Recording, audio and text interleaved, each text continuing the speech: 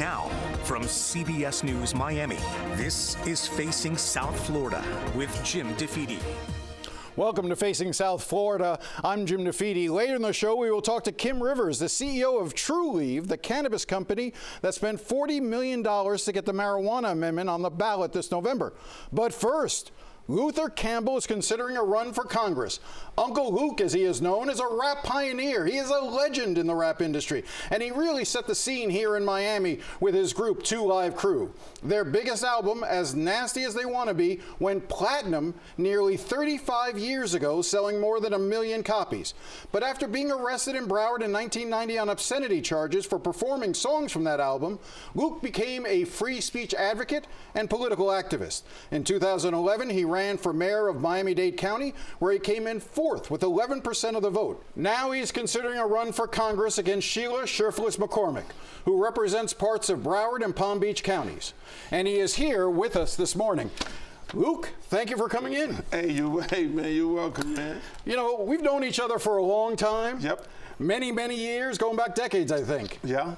Why do you want to do this? Why are you even considering a run for Congress? Man, let me tell you, Jim, I'm like a guy on the sidelines, and I'm always on Twitter Space doing these spaces. We talk in the barbershop.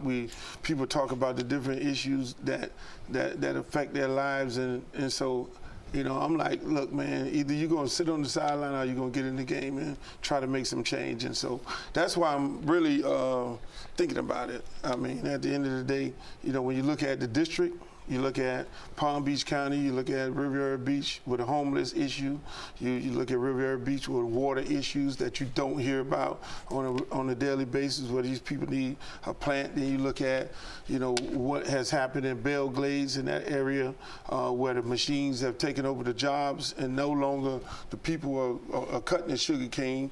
You know, the jobs are being taken up by the machines. And you look in, you know, Dade, not Dade, but Broward County, you know, in those different areas in there. I mean, it's some parts of Broward County look like a third world country. Well, right now, that area, it's Broward and parts of, and a lot of Yes. Palm Beach County, you know, are represented by Congresswoman Cherfilus-McCormick. Mm-hmm. Why do you think she's not doing the job? Well, the thing is, when you go around, and so like what I did before even considering this is go around looking at, you know, talking to different people in the community, talking to pastors, talking to community leaders, going into these different areas before I even, you know, consider it. Say, like, I understand your issues. Is there a problem with your Congress lady? And majority of those folks say, look, we don't even see our Congress lady. She's not available, and here are the issues. You know, she went and spoke to the Riviera Beach Commission last week, had a list of things, but those lists of things didn't address the issues of Riviera Beach, which is a homeless issue and a water plant issue. You know what I'm saying? So when you look at those different types of things, and when you go talk to the good people in the Glades, those folks have issues. They got housing issues. They have issues with job problems. And you go up in Broward, and you go to some of these schools like Boyd Anderson, and you look at as soon as you pull in the parking lot, it looks like a third world country. Well, what makes you think, though, that you're uniquely qualified to represent them? Because I'm different. I'm different. I'm not a politician. I'm a businessman. I'm not the regular person who's excited to hold a seat but not really do anything about a seat. You know what I'm saying? I'm the person that would probably end up bringing the money.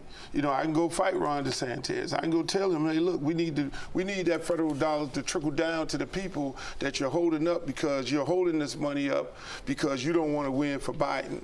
You know what I'm saying? And so those are things that you got to do. And if he don't bring the money down, you got to be creative. You know, you got to be creative to get that money to these people.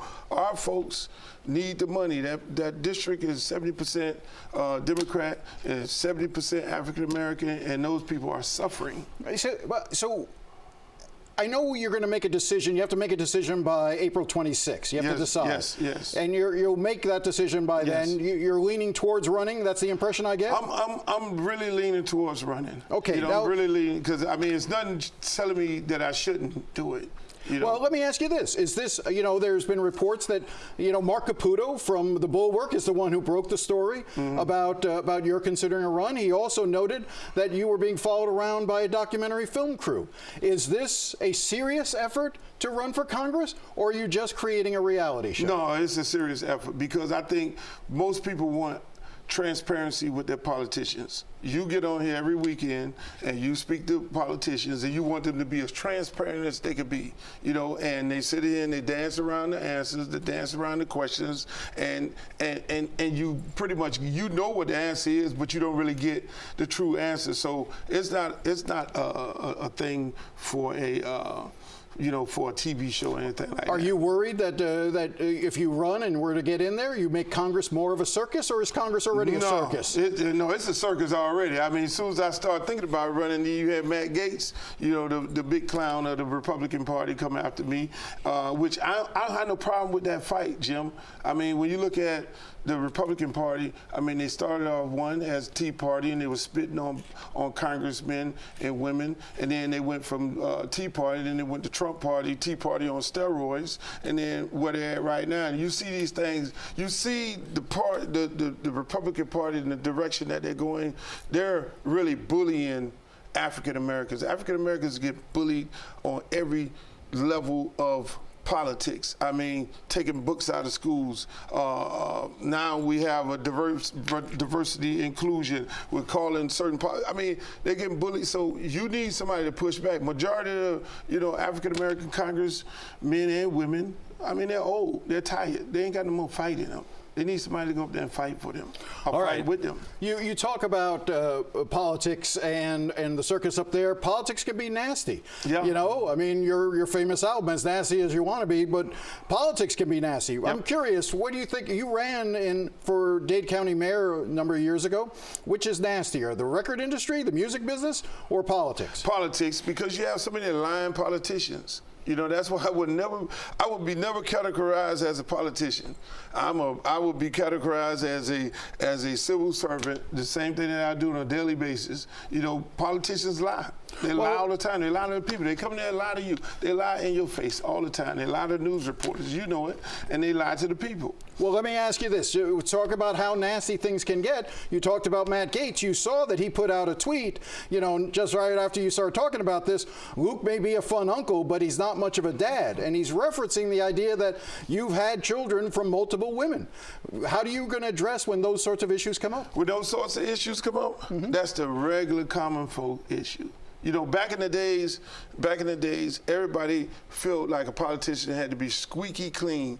I got the same issues as the people that I'm representing. Everybody, you have people who had to go bankrupt, and they had to go Chapter 11, reorganize, get their life back together. These are the things that are happening with people every day. So I've had child support issues. Every one of my kids have been paid $2,500 a month, and all of them are older kids. They're doing great, in life. And so, that's just the nature of the beast. So I can relate to the average person in that district. I can relate to the average person that go to the difficult things. You think politicians too often are hypocrites? They preach one thing and or something else?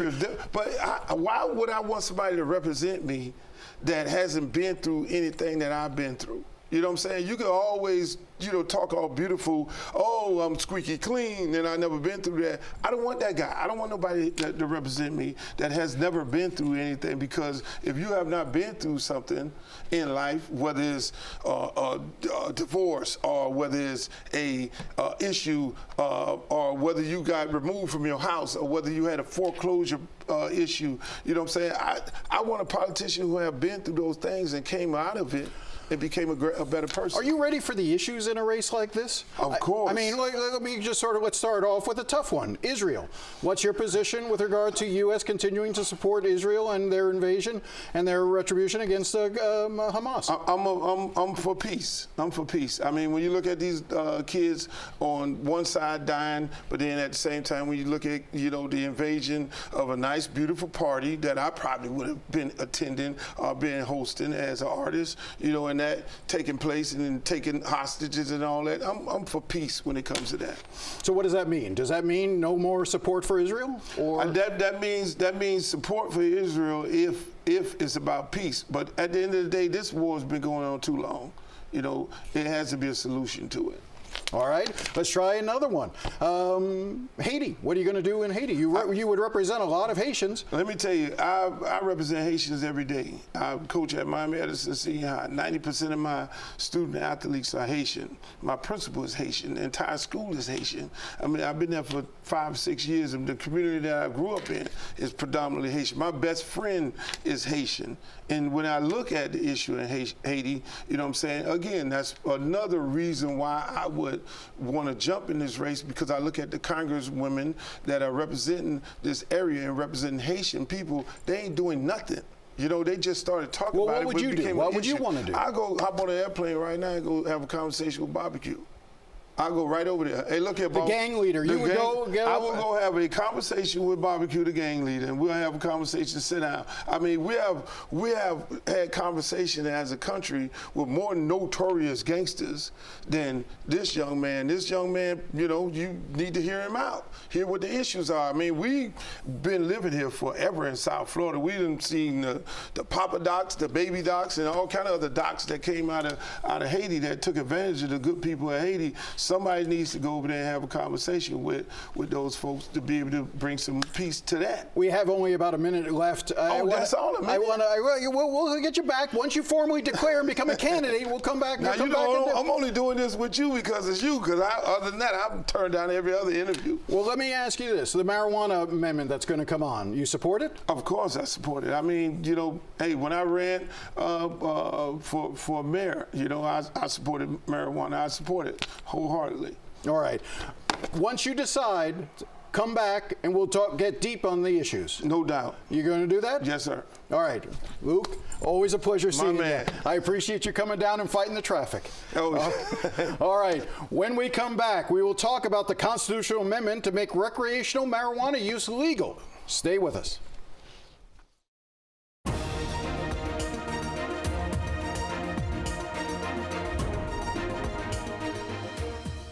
Welcome back. In November, voters will be able to decide whether recreational marijuana will be available here in Florida to anyone 21 years or older.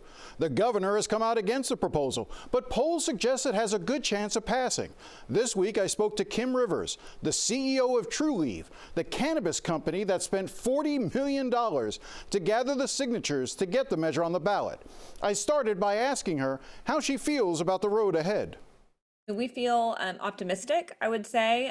You know, our polling remains and is consistent with the other polls that have happened over the last year and a half or so on this issue. So we are polling above that 60% threshold. That being said, though, to your point, right, 60% is a high hurdle, and Florida is a very diverse state. I'm a born and raised Floridian, so have been through a number on the sidelines, right, of these ballot initiatives, watching intently. And so I think that what's interesting is, as you know, we're about to enter in the normal cycle, right? A very partisan, intense part of campaigns. And so, but for our issue, it really offers somewhat of a reprieve to that, right? We've got our issue, both Democrats and Republicans poll well over 50% on this issue, which I think is surprising to some folks. But I think it's just a testament to really how minds and thoughts have changed as it relates to this issue over the years. Let me jump in here. Yeah.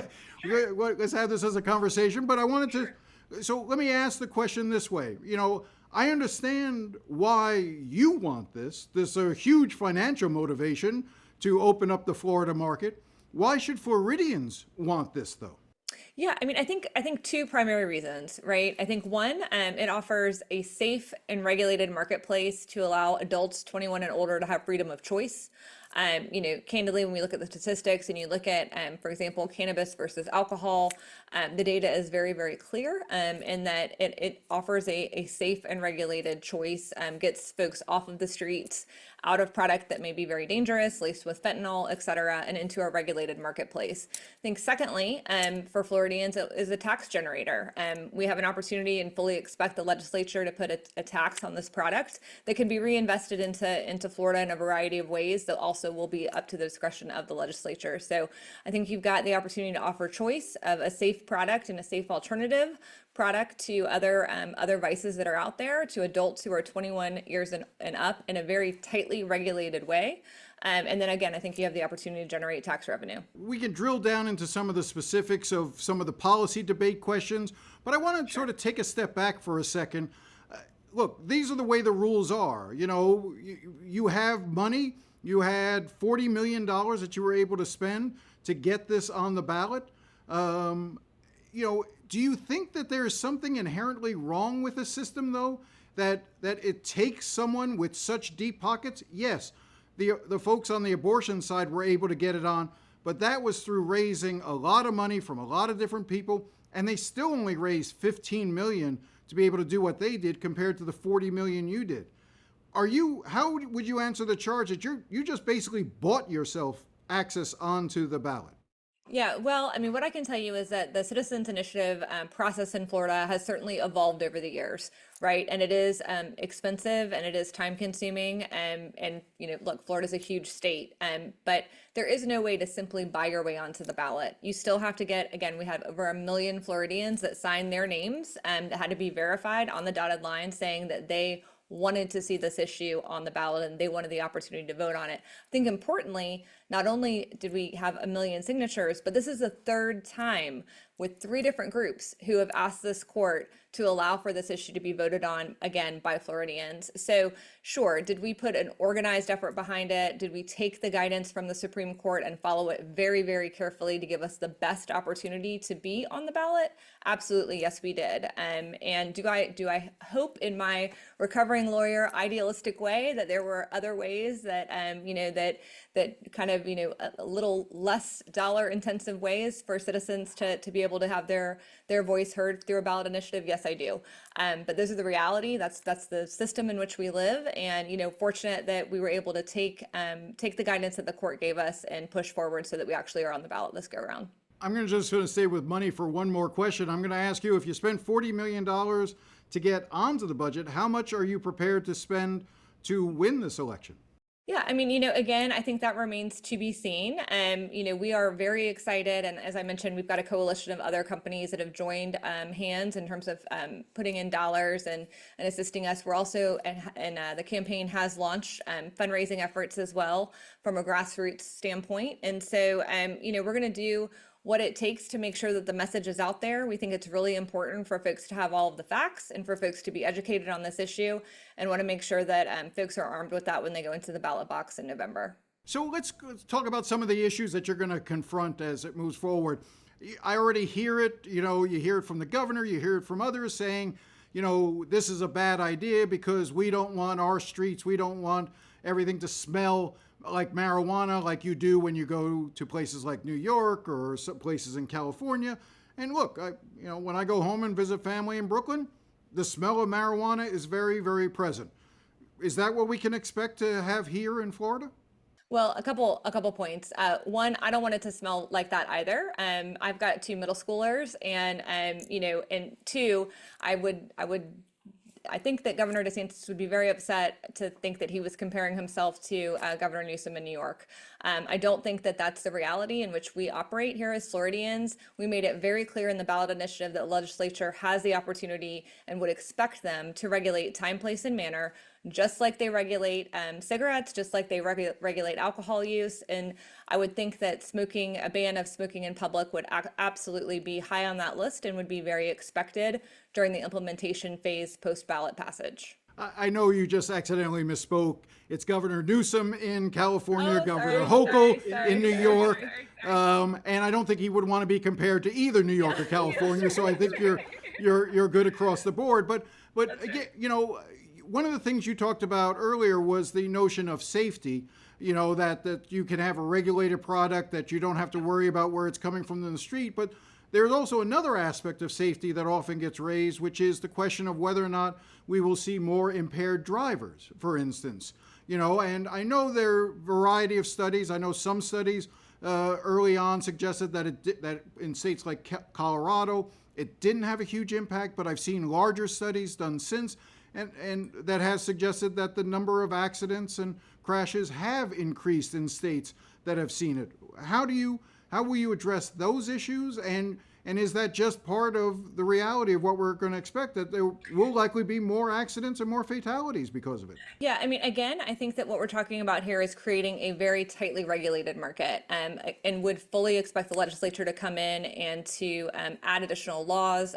Certainly, we've got resources through the tax revenue that we're going to generate here for the legislature to direct funds to law enforcement, to education campaigns, to making sure that we are very, very clear, and that it's certainly not our intention, nor would we be supportive of an increased driving under the influence for any substance, and this included. I do think that when you, again, are comparing cannabis to alcohol use, the statistics are very clear. There's fewer emergency room visits, there's fewer fatalities, there's fewer instances of addiction. So, again, we are talking about adults over the age of 21, and it is important for folks to act responsibly. And, are we going to be able to, catch every single or prevent every single, bad actor from acting a certain way? No, we aren't. But I do think that we can make sure that, again, it's a regulated marketplace, it's as safe as possible, and that we've got good education, fact-based education, and then enforcement from law enforcement to make sure that we are, again, as safe of a marketplace as possible. Have you heard yet of any organized opposition? I know that some politicians have come out and said, I think this is too radical, or I think this is a problem, but are you aware of any organized group yet? So far, according to recently made public campaign finance reports, we're not aware of anything being filed officially. But we'll see. I know I said before I was just going to ask that one last question about money, but I can't help but wonder, again, if you spent $40 million to get on the ballot, if you're willing to probably spend maybe that much or more to pass, how much does Trulieve stand to financially benefit if this passes in the state of Florida? Yeah, and I mean, again, so a couple of things. One, our core mission is to provide access to cannabis, safe, regulated cannabis products, particularly in the United States. Florida is our home state. It's been, a critical mission of ours since we started. We specifically decided to build our facilities where we built them in the Panhandle, more rural parts of the state, because we really do believe that access is really important. And this is very much in line with our mission. We actually, sure, will our business improve? Absolutely. We have 20 million. You're not a nonprofit, right? We're not a nonprofit. There's 21 million residents and 138 million unique tourist visits to the state of Florida. Where the I'm not sure part comes into play is we're not sure how the legislature is going to roll it out, right? We have 75 words in a ballot initiative. We were very clear that this is a policy statement around, Floridians stating that they want access to safe and legal cannabis, 21 and up. And there's specific possession limitations for personal use that are included in the amendment. But we left a lot of this up to the legislature to regulate exactly how and the ins and outs and how this was going to come to market and to what extent. And so really a lot of that is going to be left to that implementation session after passage. And it's in the hands of our elected officials, which that's their job, is to make sure that however this actually comes to fruition is in line with, I'll call it the Florida way, and draws very, I'm sure, concrete distinctions between Florida, New York, and California, and some other markets that have adult use programs. We'll be right back after the break.